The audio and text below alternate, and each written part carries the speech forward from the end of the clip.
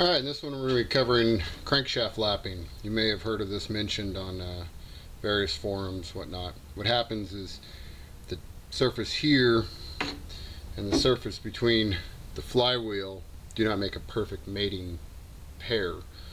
So what you want to do is get some valve grinding compound. This 280 grit, I picked it up at a local auto parts store. And I've had this container probably 20 years now. And as you can see, it lasts forever. Put a little bit of valve grinding compound on the taper. This is also handy to do if you sheared a woodruff key because you didn't tighten down the flywheel nut good enough. You had rust, pitting, using an old crankshaft with a new flywheel, or vice versa. Also, I like to do this on all new builds as well, and that way when the flywheel is set to the end of the crank, it minimizes vibrations, and therefore, everything will last longer, the bearings, seals, whatnot. Anyway, so we put the valve grinding compound on the taper.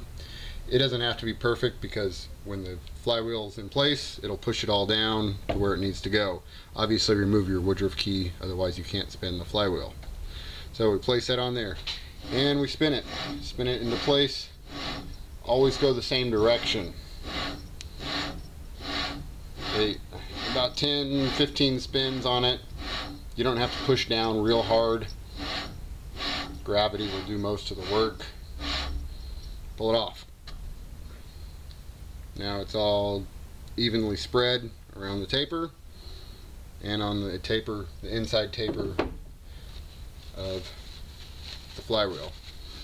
Once you clean it off, you end up with a nice, even, matte finish.